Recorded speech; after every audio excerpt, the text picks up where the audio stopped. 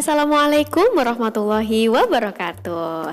Halo, selamat pagi anak-anak. Bagaimana kabar kalian hari ini? Semoga kalian selalu sehat walafiat dan dalam lindungan Allah Subhanahu wa taala. Amin. Nah, anak-anak, sekarang kita berada di semester kedua di kelas 2 ini ya. Nah, ketemu lagi dengan Bu Ayu. Bu Ayu hari ini akan menjelaskan tema 5 subtema 1 muatan pelajaran bahasa Indonesia. Apakah kalian sudah siap menerima pelajaran hari ini? Kalau sudah, yuk kita mulai pelajaran hari ini. Tapi jangan lupa berdoa terlebih dahulu ya. Doa mulai. Amin. Nah, sekarang simak materinya baik-baik ya, jangan di skip-skip. Oke, yang pertama, Bu Ayu akan menjelaskan ungkapan permintaan maaf. Kalian pasti tahu ya permintaan maaf itu apa?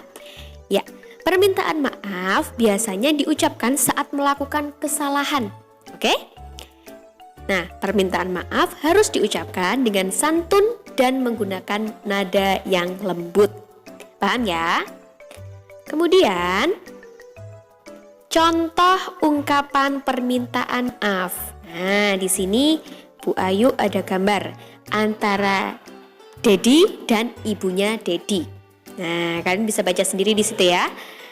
Nah, di situ ceritanya Ibu Dedi mencari pulpen di atas meja. Nah, Dedi, apakah kamu melihat pulpen di atas meja ini? Kemudian Dedi menjawab, "Maafkan aku, Bu. Aku tidak sengaja membuangnya ke tempat sampah. Aku kira isi tinta pulpen itu sudah habis." Kemudian Ibu menjawab, "Ya, tidak apa-apa, Nak. Lain waktu, kamu harus memeriksa terlebih dahulu sebelum membuangnya ke tempat sampah." Baik, Bu. Nah, jadi di sini kesalahannya Dedi apa? Kesalahannya Dedi adalah membuang bolpen yang ada di atas meja tanpa melihat dulu isinya masih atau tidak. Nah, sedangkan pulpen itu dicari oleh Ibu. Makanya Dedi harus meminta maaf. Paham ya? Nah, seperti ini contoh permintaan maaf yang baik. Seperti itu ya. Nah, kemudian mengidentifikasi ungkapan permintaan maaf. Nah, permintaan maaf itu harus diucapkan dengan santun ya. Harus dengan santun, nggak boleh dengan kasar. Kemudian tujuannya apa? Yaitu agar orang-orang yang mendengarnya itu dapat menerima permohonan maafmu. Nah, jadi kalau minta maaf tuh yang sopan. "Maaf ya." Gak boleh yang nyentak-nyentak. "Maaf, aku gak akan ulangi lagi." Kira-kira orangnya bakal memaafkan atau enggak? Nah, pastinya enggak ya. Nah, jadi harus sopan, harus yang lembut seperti itu. Kemudian, kamu dapat menanggapinya kembali dengan mengucapkan terima kasih. Jadi setelah kamu dimaafkan, kamu mengucapkan terima kasih sudah dimaafkan. Nah, kemudian menuliskan ungkapan permintaan maaf. Yang pertama, permintaan maaf harus dilakukan dengan santun. Tadi ya, seperti tadi. Kemudian, saat meminta maaf, gunakan kata maaf. Namanya permintaan maaf harus ada kata maaf. Seperti itu ya.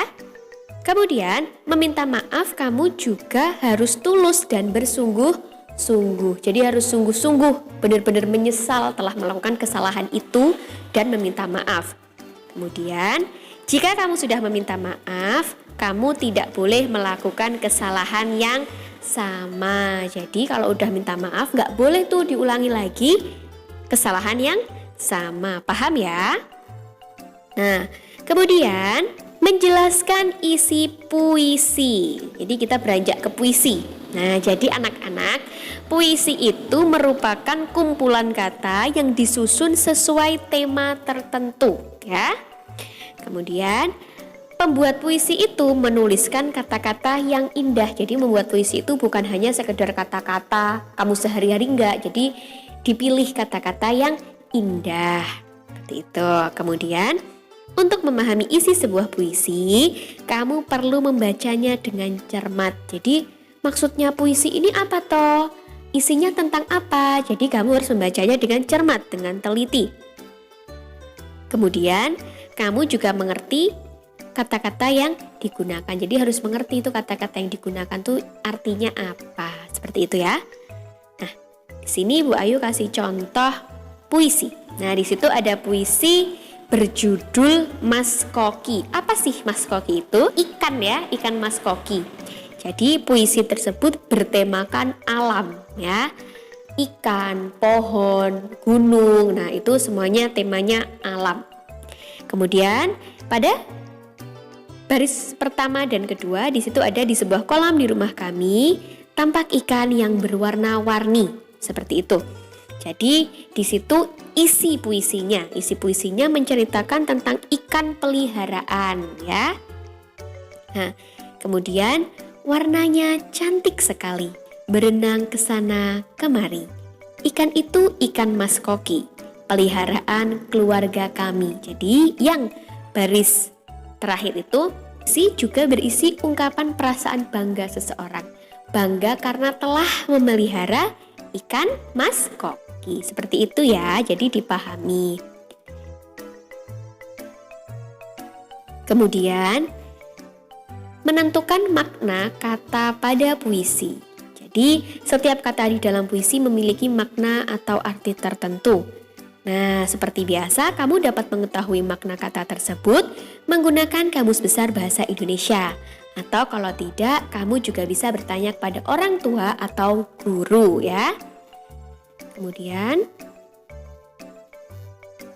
menanggapi pembacaan puisi. Jadi sebelum kamu menanggapi pembacaan puisi teman kamu harus paham dulu 3 hal ini, yaitu artikulasi, intonasi, dan ekspresi. Artikulasi itu berarti kejelasan pengucapan. A, I, U, E, O-nya harus jelas. Kalau A ya harus terbuka, I harus kelihatan giginya, U harus mencucu ya, E ya harus seperti mengucapkan huruf E. Kemudian O, mulutnya membulat. O, seperti itu ya. Jadi harus jelas. Jangan I dibaca seperti E, jangan E dibaca seperti I, enggak seperti itu. Kemudian yang kedua ada intonasi. Intonasi itu berarti ketepatan nada. Jadi membaca puisi itu tidak boleh lurus saja bacanya seperti membaca cerita. Tidak seperti itu ya, membaca puisi itu ada nadanya. Kadang nadanya tinggi, kadang nadanya rendah, seperti itu ya. Nah, kemudian yang ketiga adalah ekspresi, berarti raut wajah. Jadi tergantung puisinya. Kalau puisinya senang, raut wajahnya juga harus senang. Nah, kemudian kalau misalkan puisinya sedih, raut wajahnya juga sedih. Jangan raut wajahnya sedih, tapi ternyata puisinya temanya senang. Nah, itu kebalik ya, tidak bisa seperti itu. Paham? Oke. Kemudian, perhatikan contoh tanggapan pembacaan puisi tersebut. Nah, kamu bisa menanggapi pembacaan puisi teman kamu. Ya, seperti ini cara menuliskan tanggapannya. Saat membaca puisi berjudul Hujan, artikulasi Desi terdengar sangat baik. Seperti itu, artikulasinya dinilai dulu. Ia membaca setiap kata dengan cukup jelas.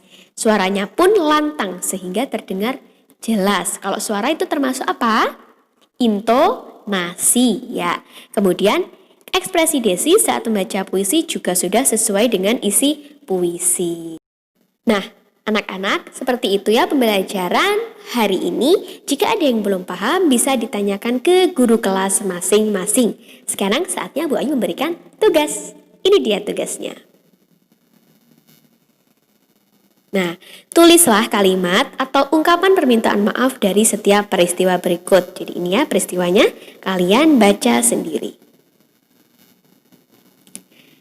Nah, jadi kalian tugasnya menuliskan permintaan maaf dari kesalahan-kesalahan ini. Nah, kemudian dikerjakan di buku tulis tematik ya.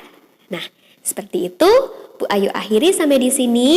Wassalamualaikum warahmatullahi wabarakatuh. Dadah.